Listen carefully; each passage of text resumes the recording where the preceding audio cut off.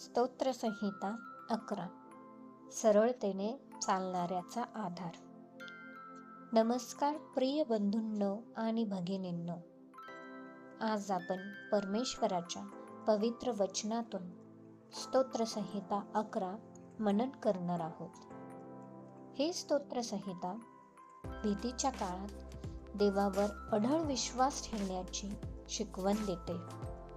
चला श्रद्धेने हे पवित्र वचन ऐकूया. मुख्य गवयासाठी दाविदाचे स्तोत्र.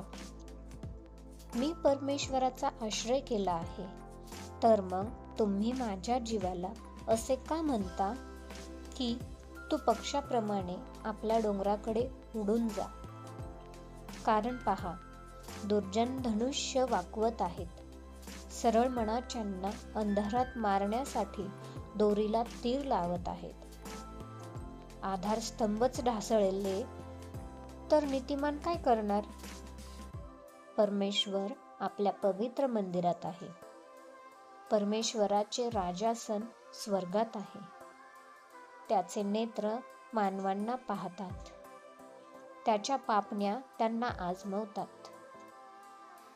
परमेश्वर नीतिमानाला कसास लावतो, त्याला दुर्जनाचा व आततायी माणसाचा वीट येतो.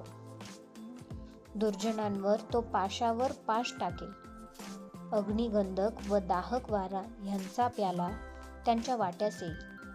कारण परमेश्वर न्यायी आहे, त्याला नीतिमत्व प्रिय आहे. सरळ असलेल्याला त्याचे दर्शन होईल.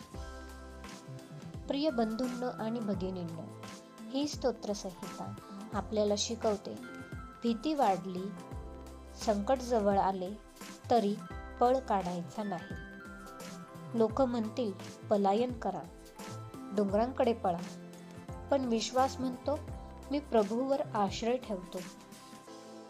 देव सिंहासनावर आहे, तो सर्व पाहतो, तो प्रत्येक हृदयाची परीक्षा करतो.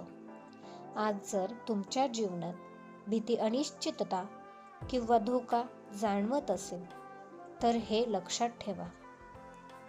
परमेश्वर न्यायी आहे, तो न्यायावर प्रेम करतो आणि जे सरळ मनाचे आहेत ते त्याचे मुख पाहतील.